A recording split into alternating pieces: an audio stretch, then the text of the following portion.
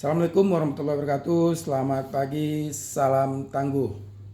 Kembali dalam channel 10 menit menuju tangguh bencana. Kali ini kita coba mengangkat isu baru tentang menggali nilai-nilai kearifan lokal dalam mitigasi bencana. Nah, sahabat tangguh, ilmu bencana itu ada berbagai jenis. Salah satunya adalah menggali kearifan lokal dalam menghadapi bencana. Nah, untuk sesi pertama ini kita akan mengangkat tradisi dan budaya lokal masyarakat Minangkabau dalam menghadapi bencana. Kita tahu bahwa Sumatera Barat merupakan wilayah atau provinsi yang sangat rawan dengan potensi bencana gempa. 2009 kemarin menjadi catatan penting bagaimana Sumatera Barat diluluh lantahkan oleh gempa bumi dengan skala yang sangat tinggi. Tapi ada hal yang menarik menjadi diskusi para pakar-pakar kebencanaan, bagaimana masyarakat Sumbar punya kultur yang sangat cepat pulih, atau dalam ilmu kebencanaannya mereka mempunyai resiliensi yang sangat tinggi terhadap bencana. Jadi mereka punya kemampuan untuk cepat pulih dan bangkit dan tidak berlama-lama meratapi bencana tersebut. Nah, ini semua tidak lepas dari peran adat dan peran tradisi yang selalu melekat dan terjaga di kultur masyarakat Minangkabau. Nah, kita akan coba bahas peran adat dan kultur masyarakat Minangkabau dalam mitigasi bencana. Dalam kearifan lokal masyarakat Minangkabau ada banyak tradisi yang bisa menjadi contoh bagaimana masyarakat Minangkabau sebenarnya sudah punya kemampuan mitigasi dan edukasi dalam menghadapi bencana. Kita bisa ambil contoh dari pembangunan rumah gadang.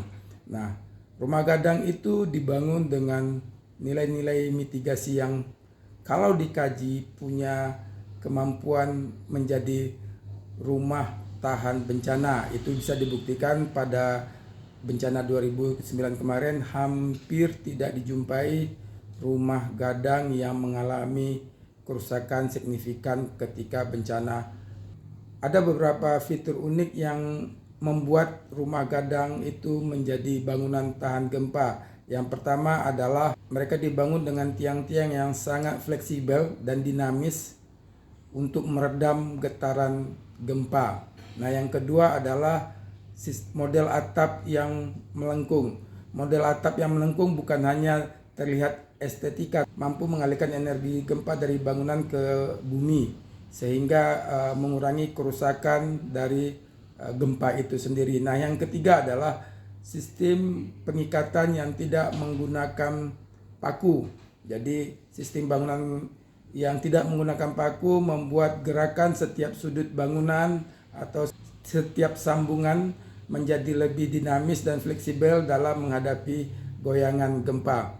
Nah, itu mungkin salah satu kearifan lokal yang bisa jadi kita pelajari bersama dalam membangun bangunan tahan gempa. Nah, poin selanjutnya adalah peran adat dan tradisi dalam penyebaran informasi kebencanaan. Adat dan tradisi juga mempunyai peran edukasi penting dalam mitigasi bencana bagi masyarakat Minangkabau. Ada beberapa tradisi adat yang memang bisa menjadi catatan bersama, misalnya cerita rakyat dan pantun, cerita maling kundang, cerita tentang putri bungsu juga mengandung nilai-nilai edukasi tentang mitigasi bencana. Mungkin di sesi lainnya kita akan khusus membahas seperti apa nilai-nilai edukasi kebencanaan dari cerita adat dan pantun-pantun tersebut.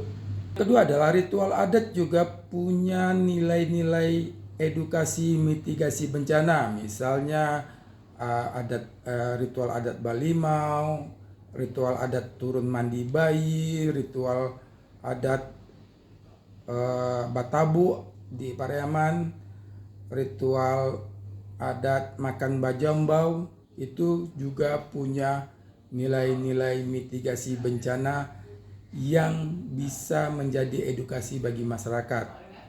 Yang ketiga adalah tradisi gotong royong. Memang kita akui masyarakat Minangkabau terkenal dengan tradisi gotong royong kesukuannya. Itu juga menjadi pembelajaran bagi kita semua bagaimana gotong royong atau kebersamaan menjadi hal penting untuk bisa bangkit dalam menghadapi bencana. Meskipun adat dan tradisi menjadi salah satu hal yang penting dalam mitigasi bencana, tapi juga kita tidak boleh melupakan tentang teknologi dalam menghadapi bencana. Beberapa langkah penting yang bisa diambil dalam mitigasi bencana adalah membangun sistem peringatan dini yang efektif dan maksimal. Yang kedua, tetap melakukan edukasi melalui berbagai media termasuk media sosial seperti yang saat ini kita lakukan. Yang ketiga adalah tetap melakukan pelatihan dan simulasi. Pelatihan dan simulasi menjadi penting juga untuk mengurangi dampak ketika terjadi bencana.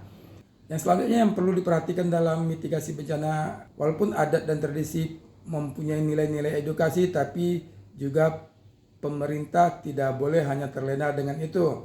Pemerintah juga harus melakukan kolaborasi dengan berbagai pihak untuk mempersiapkan masyarakat lebih siap dalam menghadapi bencana. Dari tema kali ini kita bisa dapat mengambil pembelajaran bahwa masyarakat kita punya nilai-nilai kearifan dan tradisi yang sebenarnya bisa kita gali kembali untuk mitigasi bencana. Namun juga itu harus disandingkan atau tetap melibatkan peran teknologi sehingga kearifan lokal dan kemajuan teknologi bisa bersinergi untuk membuat masyarakat kita atau masyarakat lokal atau masyarakat adat kita lebih siap dalam menghadapi bencana. Terima kasih untuk yang telah mengikuti video ini. Jangan lupa untuk like, share, and follow sehingga pesan edukasi mitigasi bencana ini tetap bisa kita teruskan dan kita sebarkan ke banyak orang.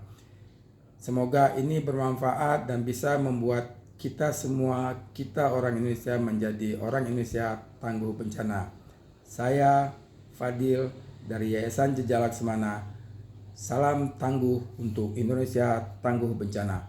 Assalamualaikum warahmatullahi wabarakatuh.